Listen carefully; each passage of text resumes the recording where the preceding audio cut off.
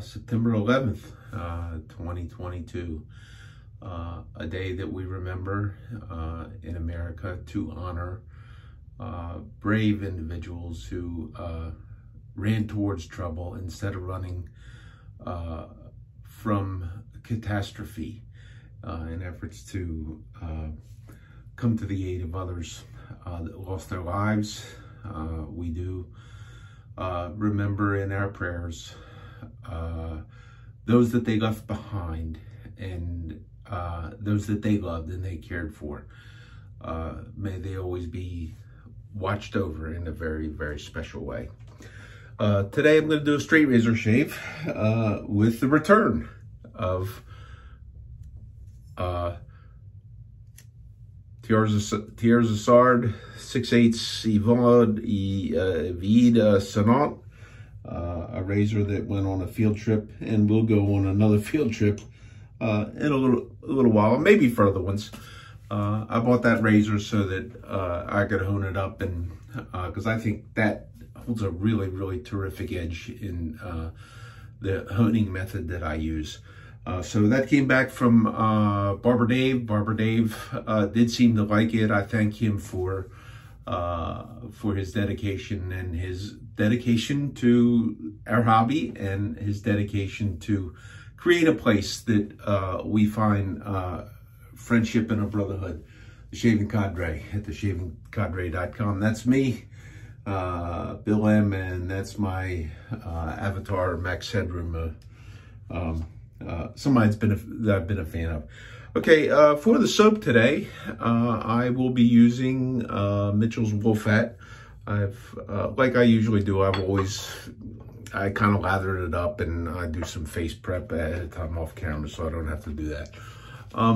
I was thinking about it as I was, oh, and by the way, I do have the classic Shaving Cadre shave shirt on. I did catch Kirk Evans' video where he got one of the new ones in like his, you know, he's a big fan of the color pink. He you know, and pink is starting to grow on me when I see how classic he makes that.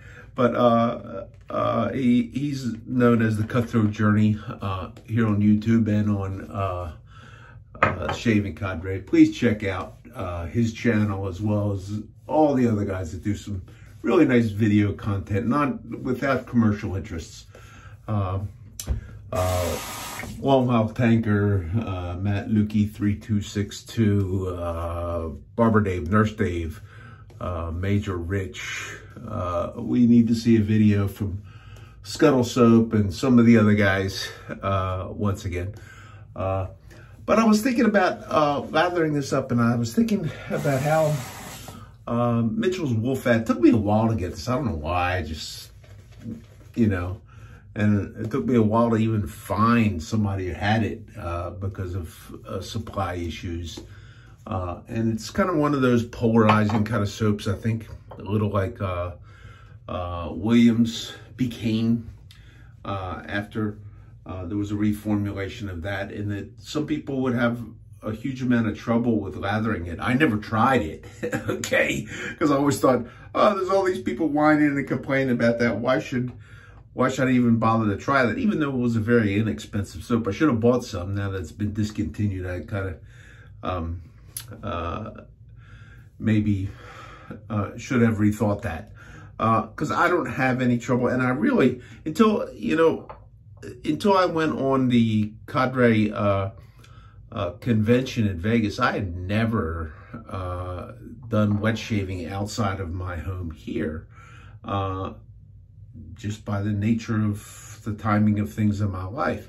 And I've always used my water here, which with a water softener, I just don't have any problem in lathering anything that I've ever tried. And I don't have any problems with this. Maybe I would if I took this to somewhere where the water was a little bit different. I'm not really sure. Something that, along with this one going on another field trip, something else is going on a field trip. You know, I worked with convex tones that I shape in a shape like this and a shape that's kind of like this, which is a longer dimension for the curve, and it has that same curve this way. It's interesting when I like this stuff. It works for me. And this is going to go, because I am going to send along with this razor and some other razors out on another field trip for another trial. Okay, this is something new to me, and I'm going to send this one along. Okay, most of the strops that I've made, and I forget who was that first did it, that first made a strop like this on the Jared plate, but I thought it was a great idea, and I did it, and I kind of like it. But in my honing procedure, the last step is on a flat roost strop. Okay, it's the only thing that I use that's actually flat, and I loved the draw of that and the feel of that so much that I went and I bought a big piece of rue. And while I don't know where that particular rue skin comes from, I got this, I don't know, I'm assuming it's dyed because you put some stuff on there, a little bit of the black comes out, I'm not sure. Okay, but I made this one and I adhered rue to that side. Now I've treated this because the originator of one of the primary abrasive that I like to use, which is cubic boron nitride. Okay, the first person who used that in sharpening was a guy by the name of Ken Schwartz. He passed away late last year, but he was the one that started putting that on kangaroo. Okay, now other ones that I've done on this, I have not treated them. This one I treated with 10th micron CBN, just a couple of drops. And then I did what I saw Jared do with one that I sent to him. He put a little bit of ballistol on it. And I had done that, and so there's a little bit of an abrasive on there. And then the other side, and this is going to go on that same field trip, this is a really, really nice horsehide that I got, was some offcuts that I got from Tony Miller, famous maker of really, really great strops. I got this and I mounted this one. So this is like two-sided. And when I do a honing video showing the stuff that I'm going to send out, this is not flat. This is elliptically crowned. So it's on a long dimension this way and it's short this way. So when you hone this, you kind of have to rock this as you go along to make sure you get contact along the whole edge. But I wanted to try that, see how it works, as opposed to the more curvy one, which is one I like to use. And this is just a very inexpensive strop that I got from the Superior Shave. It's a Herald strop that I cut off. I don't know if it was a practice strop, but it's a wonderful, wonderful leather that I really, really love.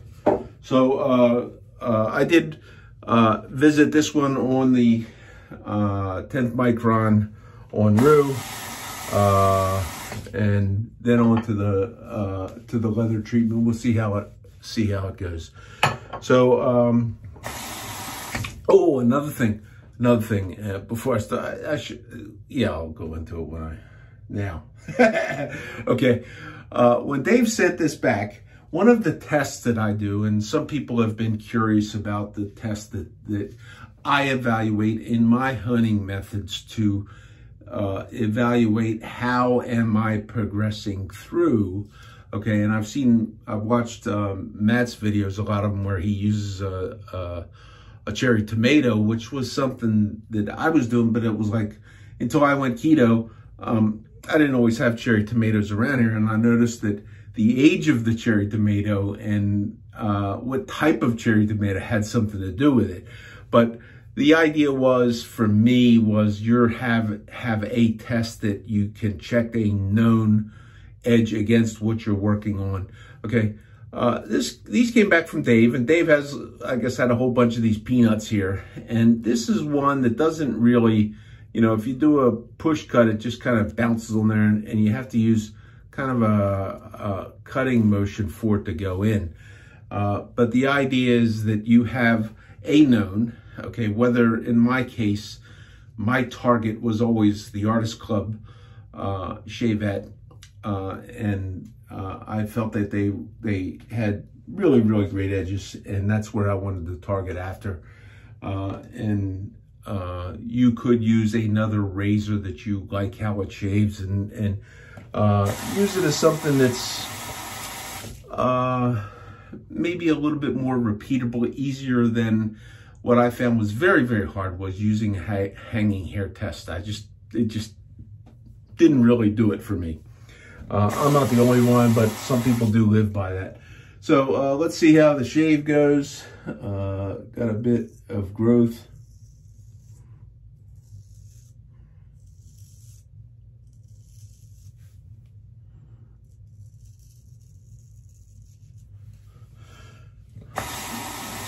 This razor may be, it's kind of hard to tell it on.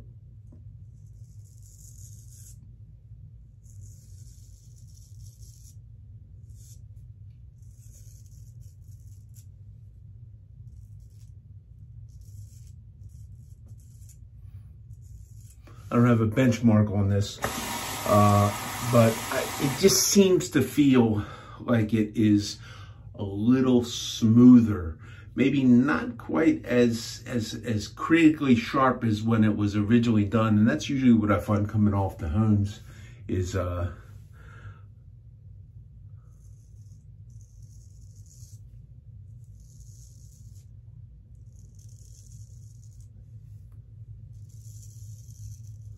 in time through stropping, they do have a tendency to mellow out just a wee bit.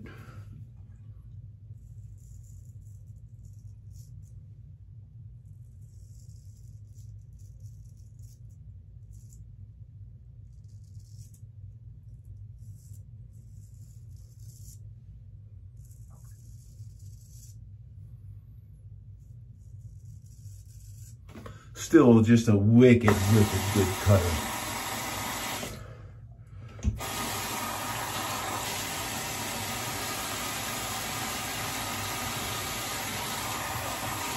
Great sensation on the first pass.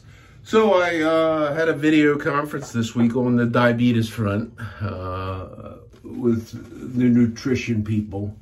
And, you know, I really shouldn't have even just had that call, you know, because it's like most of the medical profession has been of the belief for a long, long time that diabetes is irreversible. There's nothing you can do. Just take your pills and keep on going. Okay. Although there are numerous people who are doing what I have done and addressed by the limitation of fuel to feed the sugar machine in your body, move towards activating the fat burning machine that is in your human body. And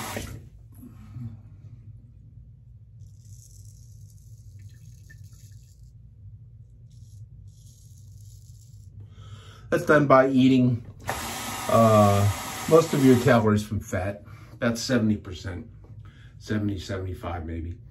About 20-some% proteins and a very low amount of carbs. Say, my case, I've been doing 3, but a lot of times people look at 5.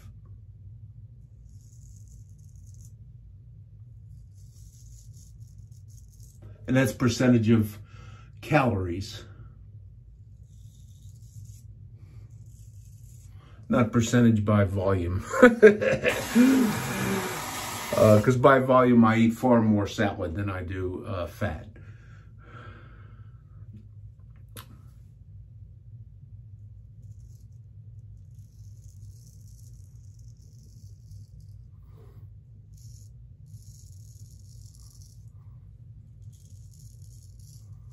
But people that have gone to school and learned the food pyramid and how you're supposed to eat like 50% of your calories from carbs,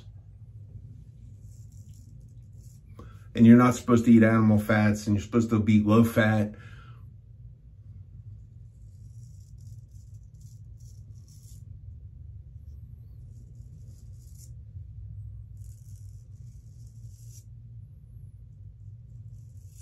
and lots of whole grains, fruits and vegetables, yada, yada, yada. Same old shit, same old spiel. It's just, you're in a discussion with somebody like that, it doesn't matter if you have moved your A1C from almost 9 to below 6. It doesn't matter, okay, because then the diabetes experts become heart experts, and they like to tell you how what you're eating is going to destroy your heart.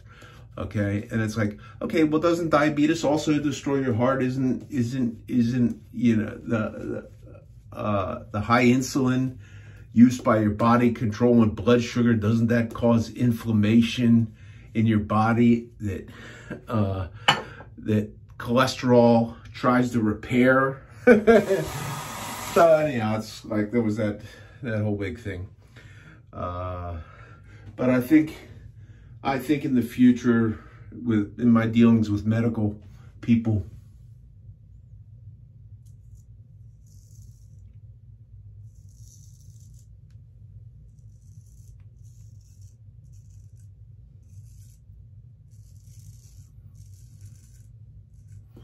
the terminology, you know, and the paradigm is just going to take a long time to shift before some of these people wake up, because the American Diabetes Association, even though their former CEO did get off of 3 of her 4 medicines and stopped taking insulin by a low-carb diet, how long did she think she was going to keep that job talking like that?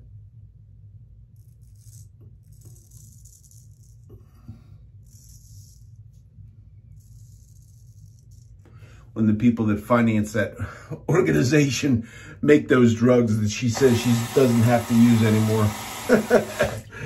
Okay, but that paradigm is just going to take a long, long time to shift. And I think one of the things that maybe I should just say is, well, I'm controlling my diabetes with a healthy diet and exercise.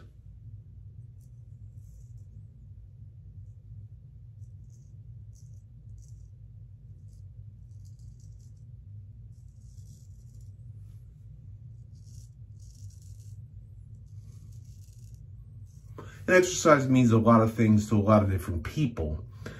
To some people, it is a textbook, go to the gym for a half hour a day, 5 days a week. For other people, it's you know, they run a 20-mile marathon once a week.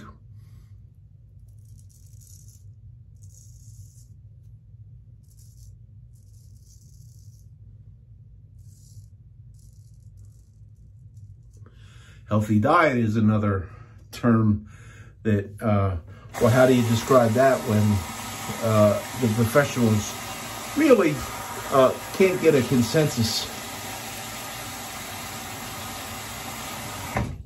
on what they mean as a healthy diet, although the large volume of people with a healthy diet is what the U.S. government tells them to say. It's not like the U.S. government has ever lied to anybody now, you know.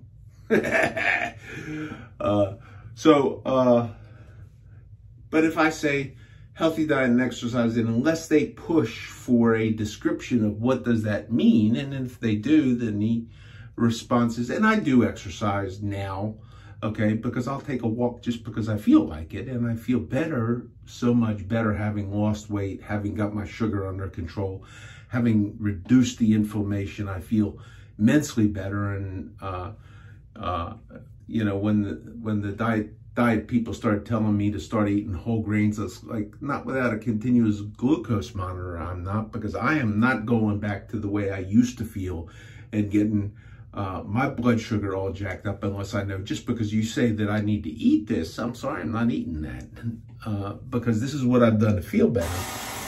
So I do exercise, and if they look for a description, well, what exercises are you doing? You know, it's like, well, what I do is I get out and I exercise as much and as often as I am able to. I go out and I walk for as far and as long as I am able to. And what else can they say about, you know, they can't really call you a fat, lazy slob like they've been doing for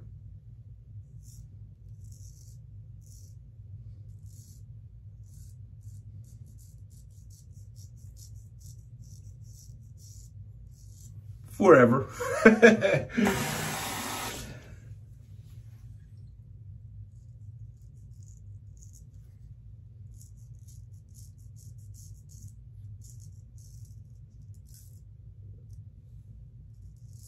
There's a little buff and clean up there. And then if they look for a description on a healthy diet, then the answer is easy. The answer is easy. I fill my diet with as many whole grains, fruits, and vegetables, and low-fat meats as my blood glucose levels allow me to consume.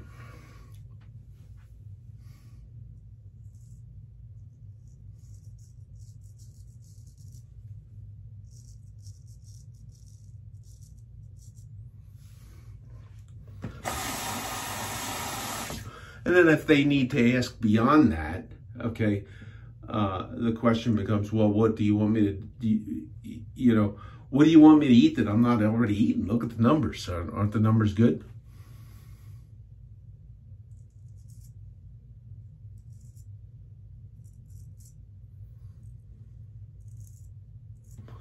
When my blood, you know, I could say when my blood sugar is low, I always just eat an orange or something. It's like, okay. So on 20 carbs a day, how often does your blood sugar get low? Never. I hope I don't have to tell them that. Okay, so what a wonderful, wonderful shave. Got a little sloppy there. I'm gonna have to hit that again. A little bit sloppy. Sloppy, sloppy.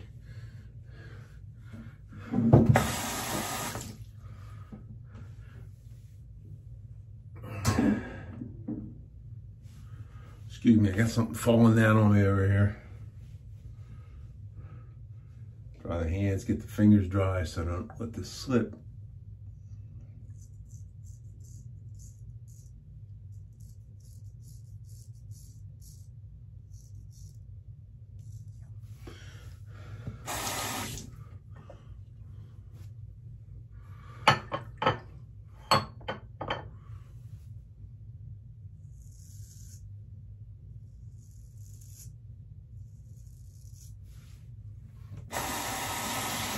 Man, that really feels good on a flat blade.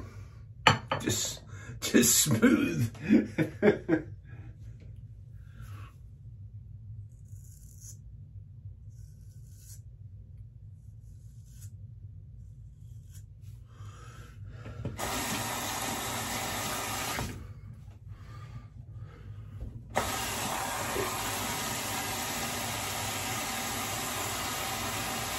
Okay, so that's a little bit better. Let's see what the alum does.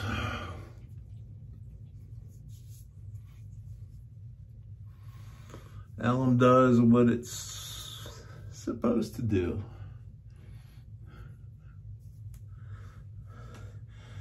A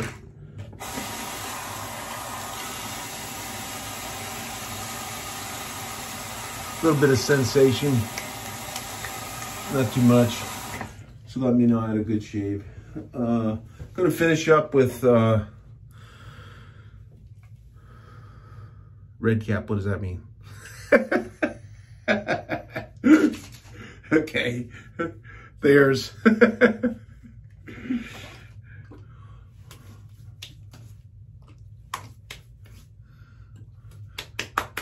haven't bought any of the other stuff from the.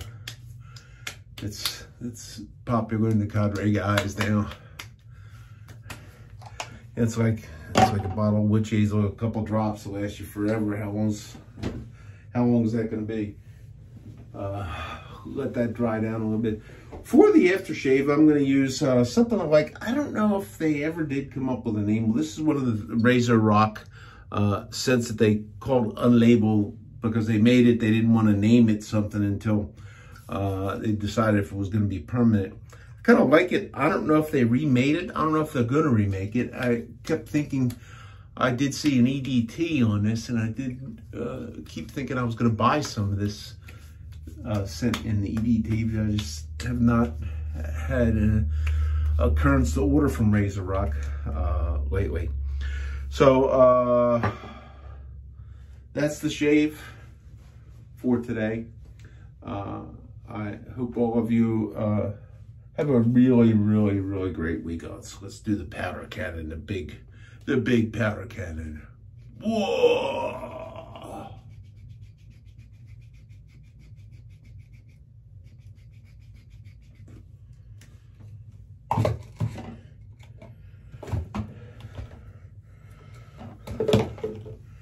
So that'll kind of smooth things out, and I just powder bombed everything. It's like I don't really care.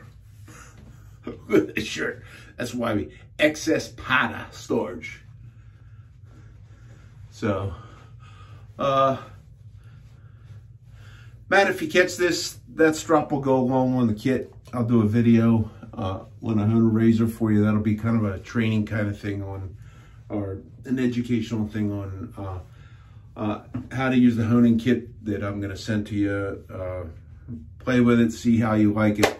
I'll give the explanation on that there. Do check out the www.theshavingcadre.com. The greatest shaving forum on the World Wide Web. No need to go anywhere else. Also check out, there's a member video section there. Check out great group of guys that do wonderful content. Nice personal talks to kind of, just kind of let you into their lives and hopefully encourage one another. So it's been fun. And this is Bill out. Until next time, take care, y'all. Bye.